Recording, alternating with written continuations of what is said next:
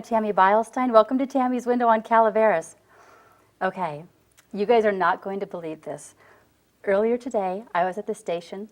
I needed to find something out of the closet, and I went kind of rummaging around, and I found this room that used to be where Ed keeps his stuff. The stuff he used to use like when he was filming things many years ago. Ed's our station manager. Anyway, I go in there, and I see these old cameras that he had, the kind with the little crank on the side to make it work. They had like candles for lighting, I don't know, all kinds of stuff. I go over to the corner, and there is this really bizarre looking contraption.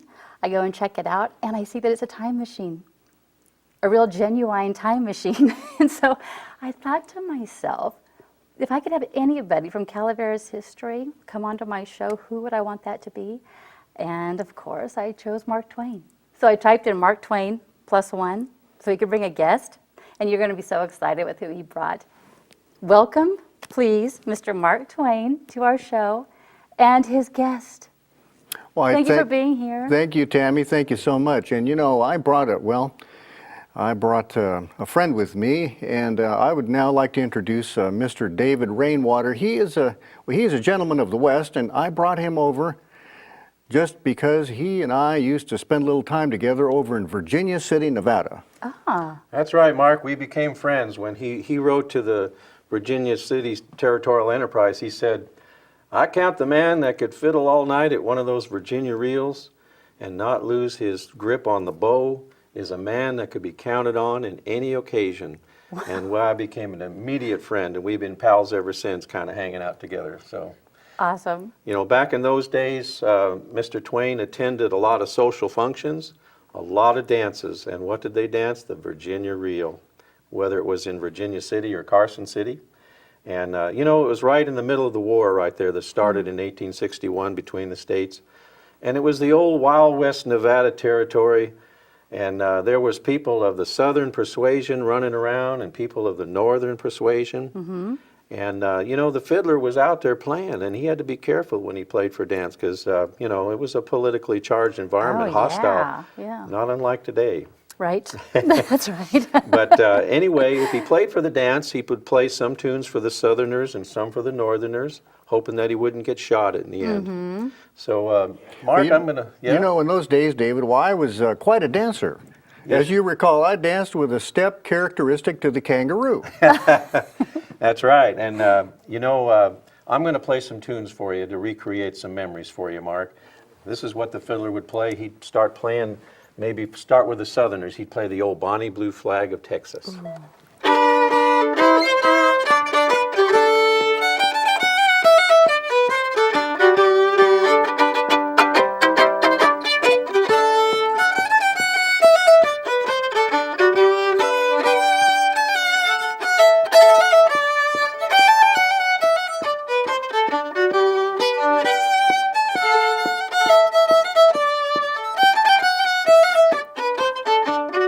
Northerners over in the corner there looking a little kind of frowns on their face, so you play something for them. The Year of Jubilo.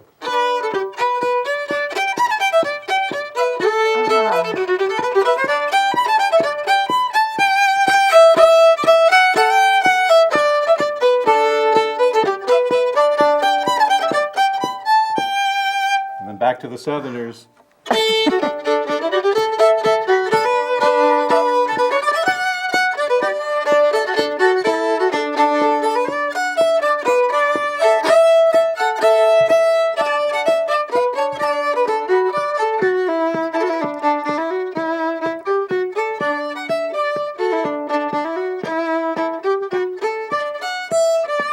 Back to the Northerners over in the corner.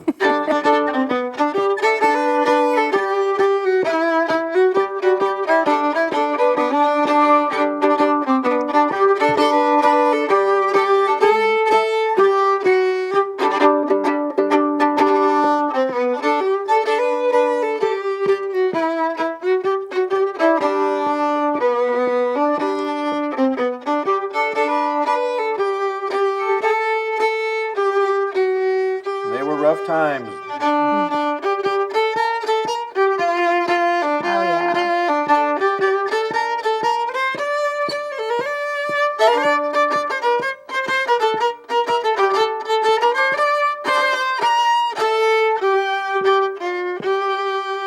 Little marching through Georgia.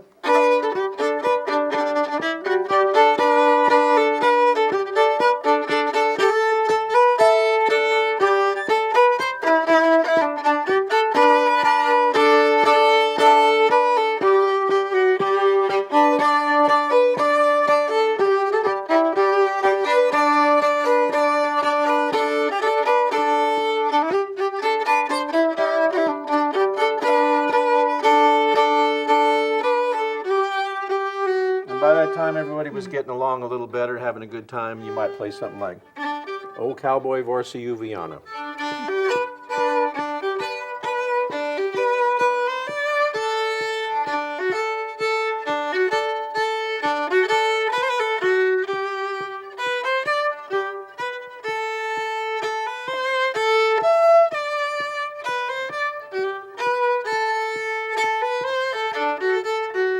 And one last tune of the night, the old cowboy polka, the Heelin' Toe Polka.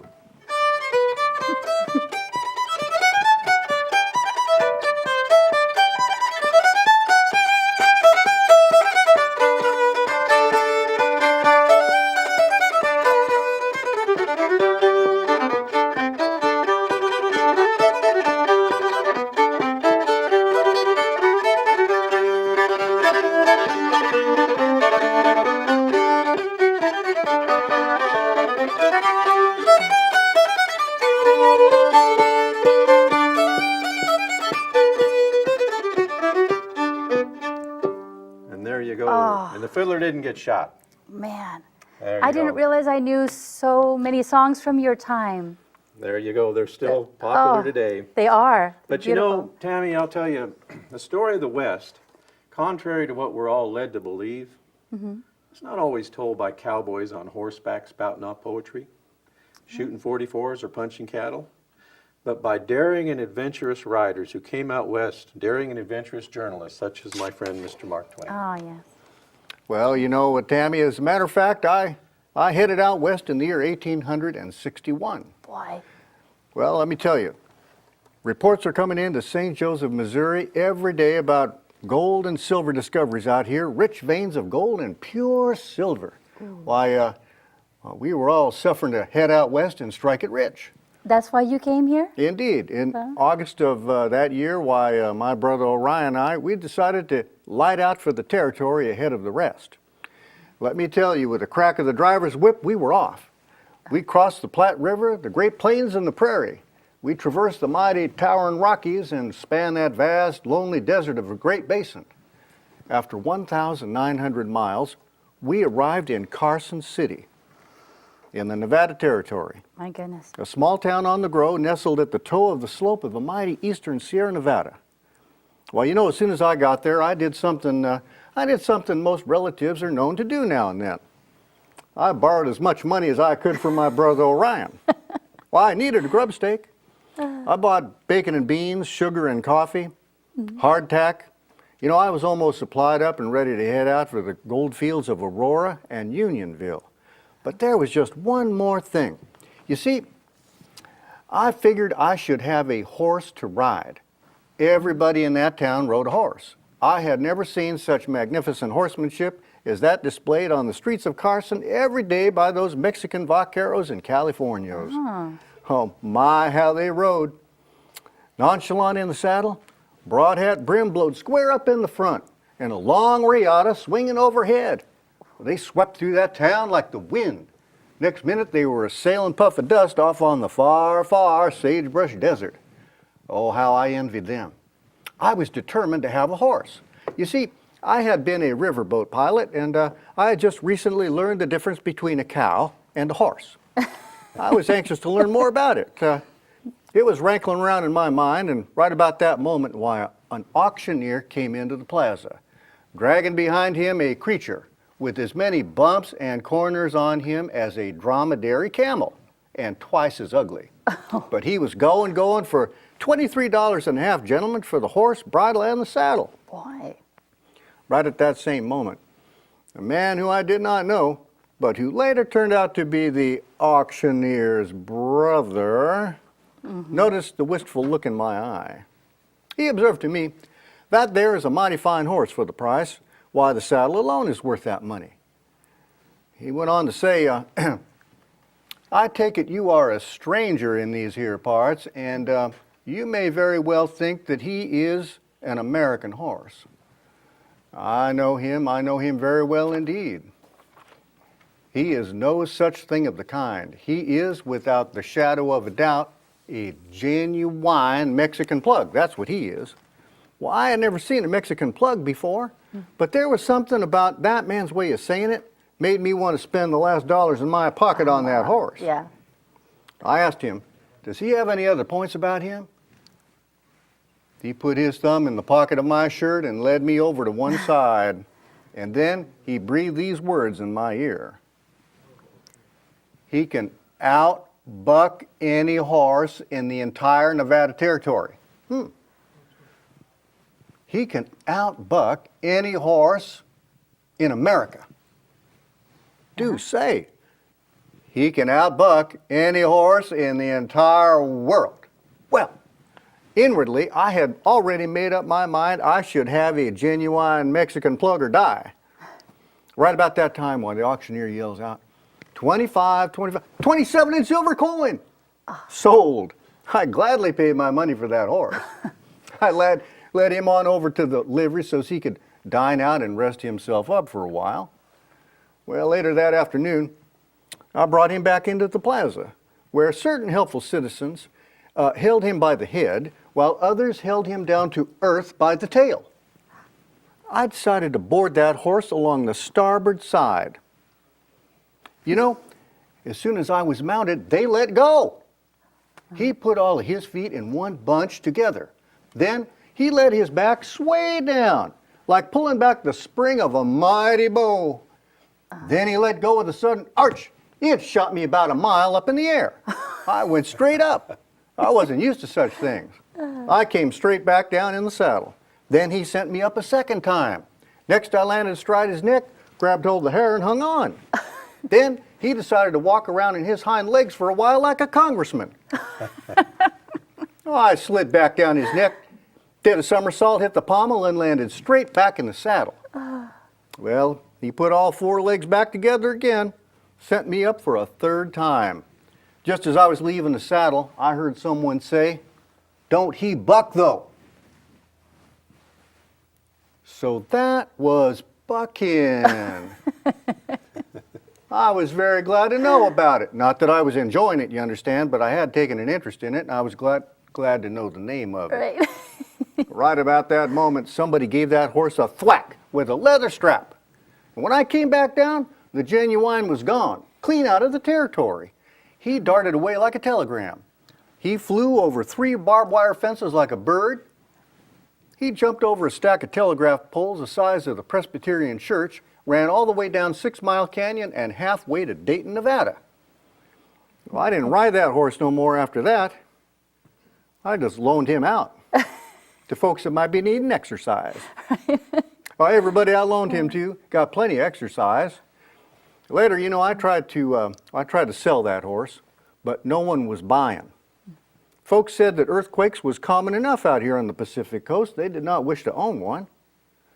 Well, you know, later I tried to give him away, but that failed too. Yes, indeed. So I'd like to ask you, Tammy, would you be interested in buying such a horse yourself? No, thank you. And if I were, you would not be going with me to pick one out. All right, well, I have to say I did saddle up an earthquake there. Yes, you did. That is amazing. I could totally visualize everything you were saying. You don't exaggerate much, do you? Oh, hardly ever. You know, I will say this, I was born modest, but later it wore off. I am still modest somewhat, but only in spots. Only in spots? Yes, indeed. All right. Hey, well, Mr. Rainwater, can you tell me what things were like around here when you were here? Well, Mark said it in his book, you know, he reminisced a few years later, he said in that book, Roughing It, Yeah. he said those were rough times. Them miners reveled in gold, whiskey, fights, and fandangos. And an honest miner who worked his claim could make $100 to $1,000 a day. And what with all them gambling dens, though, and other entertainments, He didn't have a cent the next morning. If he had any luck at all. That's right. And you know, another journalist up in the Marysville area, up from the mining camps up there, talking about the gambling dens, he said that musical talent commanded utopian prices. Why, any amateur who could torture the horsehair and catgut into any reasonably consecutive and durable sounds would make more than the miner on the richest gold claims. And you know, Tammy, that is the reason why there is not one safe horse in Calaveras County to this day, so long as David Rainwater is in town. I might be looking pretty soon, too. This one's getting thin. I'd like to see you try to get some horsehair from the earthquake. The old Mexican plug, there'd be some good use out of there'd that be, one there. there'd be some wild music there. That's Yeah, right. it Yes, would. indeed. Yeah, it would. So, okay, I keep calling you Mr. Twain, but your actual name Samuel Clemens, is that correct? Yes, ma'am, I answer up to Samuel just fine. How did you come up with the name Mark Twain? Well, I'll tell you, Tammy, it all started on February 3rd of 1863. I was down in Carson City covering the newly formed legislature. And I was writing a missive there, sending it back up to the Territorial Enterprise. I signed it Mark Twain. Mark Twain. You see, it's an Why? old riverboat term. Oh, okay. It suited me just fine. It means barely safe running in risky water ahead. 2 fathoms, 12 feet, just barely enough water to run a riverboat without running into the ground. That's what Twain means. Yes, indeed. It's just Okay. on the edge of danger, and that suited my life and pretty well characterized yeah. my entire existence there. That's you all over. Yes, indeed. You know, I came to find out that that risky water was filled with conflict and controversy, especially right in there for the Territorial Enterprise. That's amazing. How about you? Is Rainwater your actual name? Yes, it is. Yes, it is. That's indeed. Just call me Dave or Rainwater, whatever. So, Okay. or Fiddler. Yep. Well, the life out there sounds pretty wild, pretty rough. Not the kind of thing that I am built for, actually. It might be a nice place to go visit, but I wouldn't want to live there. I really admire you guys for being able to live through all of that, not having all the modern conveniences that we have here today. Well, you know, Tammy, I'll say it was exciting. It was an adventure out west. And, you know, a lot of it was fun. That same fun is right here today. Yes, it is. You know, why David and I, we're gonna conduct ourselves a show over at Bret Harte High School Performing Arts Center. Ooh, when is this? That'll be on May 11th. I believe that's a Saturday, and it'll be that Saturday evening. That is right before we have our Calaveras County Fair, isn't That's it? right. It'll be a jump on the frog jump. Ah, Yes, awesome. it will. I like the way you do that. So we want everybody to come on over and enjoy the show. You know, we're going to have a wagon load of fun. Oh, neat. That's right. Speaking of fun, by golly, let's have some fun. Here you go. Well, you grab those. Okay. Mr. Twain. There we go. Let's play an old tune thank from you, them David. days. A wagon load of fun. Wagon load. Love Indeed. it. Something called Old California. Old California. Ready?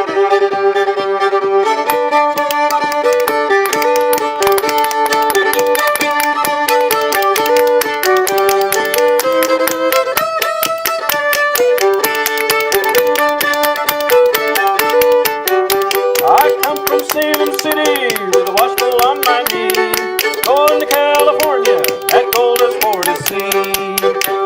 And when I get to Frisco, I'll have a look around. When I see the gold lumps there, I'll pick 'em right off the ground. Oh, California, that's the land for me. Come from Salem City with a washbowl. Here we go.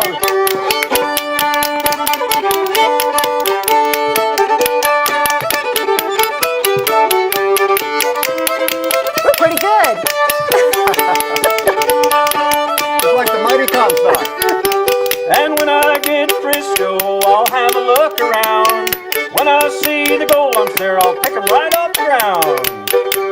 I'll scrape the mountains, clean the boys, and drain them rivers dry. My pocket's full of bright green gold, happy till I die. Oh, California, that's the land for me. Come from Salem City with a washbowl on my knee.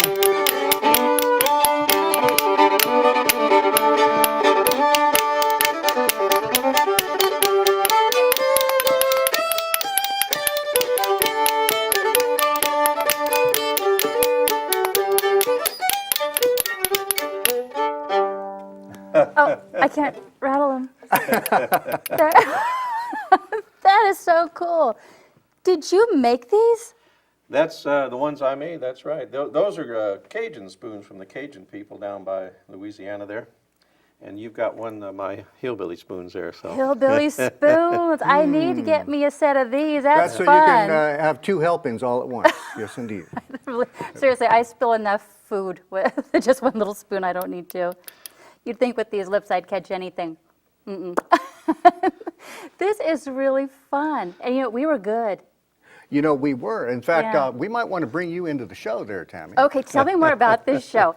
May 11th It's May 11th. at Bret Harte High School. Yes, Bret Harte right? High School at the Okay. Performing Arts Center there. And, you know, it's a wonderful show. And what we're going to do is tell the story of coming out west in 1861. In fact, the name of the show is Way Out West in 1861.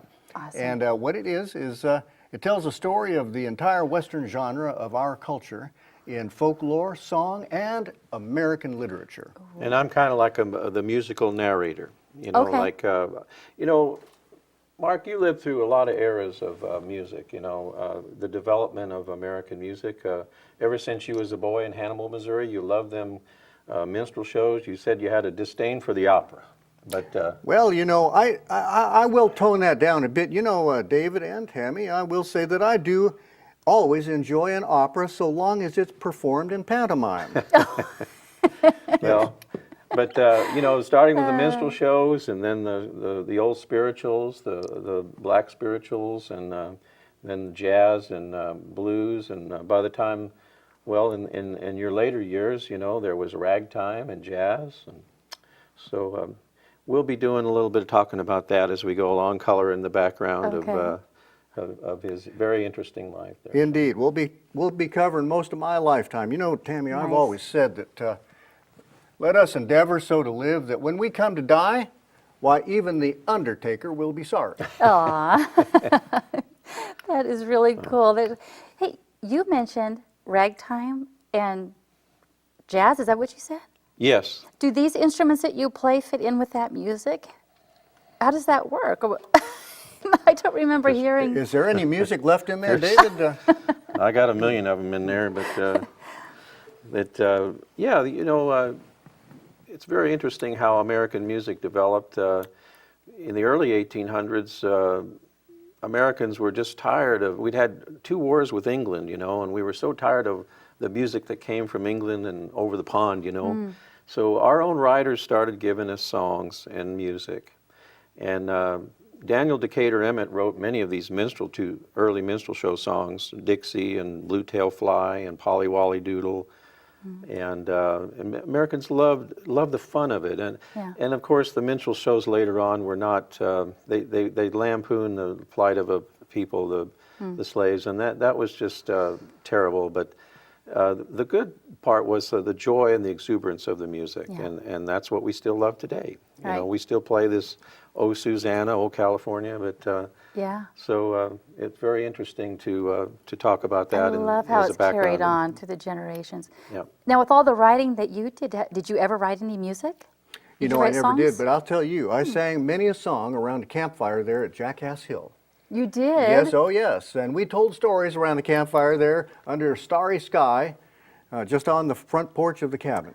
Now that's just right down the road here, Why, right? yes it is. It's just over yonder, not far from right here. Yeah. And that's where, believe it or not, the beginning of American literature out west started. That's the birthplace of American literature right there. Oh, how yes, it is. neat. Did you know that, why, Bret Harte, that scallywag, he was out there at the cabin 8 years before I arrived. The Gillis boys told him stories. He wrote them down. 8 years later, I arrived, and I heard a number of stories, one of which was the jumping frog of Calaveras. Another was Tom Quartz the cat, and the Baker's Blue Jay yarn, and all so many others. The truth be known, I got those stories I wrote down the old-fashioned way. I stole them. Oh. Then I put a copyright on them. The rest, you may say, is American history. That's right. You know, I had a friend over there, one of our friends on the Comstock, Dan DeQuill. He was another writer on the Territorial Enterprise, along with Stephen Gillis, my best friend. But you know, Dan, he said that the headquarters of American literature was that mountain bohemian cabin over at Jackass Hill. Oh. And you know, he was right about that. Yeah. Have you gone by there since I brought you guys back to go check it out? Well, There's still a we little did come. cabin there. Actually, we passed there on the way over here. Yeah. We arrived here by stagecoach, I think. In fact, I can't remember You exactly. arrived, well, today you arrived here at the station with my little time Oh, machine that's back right. there. Excuse me, Tammy. When I was young, I could remember anything, whether it happened or not. But lately my faculties have been deteriorating. Soon Yeah. I shall only be able to remember them things which never happened. Oh, I hear you. I'm premenopausal, so Oh, that happens my. to me every day. For that kind of with that, as I recall, that condition was greatly relieved by 2 shots of Comstock tarantula juice over there That's right. on the mighty Comstock That's load. what they called That's it what we over- called the whiskey. Over in Union City there, Yes, when indeed. you walked into the bar, Wow. would you like Say a that shot ag- of tarantula juice? Tarantula juice. That's right. quite a country over there. It's populated mainly by sagebrush, jackasses, coyotes, and scallywags. Yes, indeed. And you know that they have lobsters over there. Well, they have lobsters over there that look like look like one of the largest critters I've ever seen. But they call them what was it they call those, David? I'm trying to recall. Some kind of- Scorpions. Yeah, scorpion there. Yes, they're called scorpions. Oh my goodness. Yes, indeed. And Has a lobster-like claw. yes, Yeah? indeed. And they've got centipedes over there the size of rattlesnakes. Yes, they do. And why they have endless lizards. In fact, some of the lizards have 2 ends. Oh, Yes, gosh. they do. When a bird flies over that territory, he has to carry his own provisions with him. Oh. That's how sparse things are over there. Yes, Yes, indeed, the how Nevada fun. territory. But now we're back here in the Mother Lode, and we want to invite everybody out to our show. Again, right. on Good. May 11th at the Bret Harte Performing Arts Center. Okay. And know, we you- are going to have a wagon load of fun. You guys did such Awesome. a fine job. Let's do another tune here. Yes. Let me see how you do that again. Will you need me? Yeah. Okay. Grab them spoons, Mark. We'll do the old Buffalo Ready? Gal. Ready? Ready, Buffalo Gal.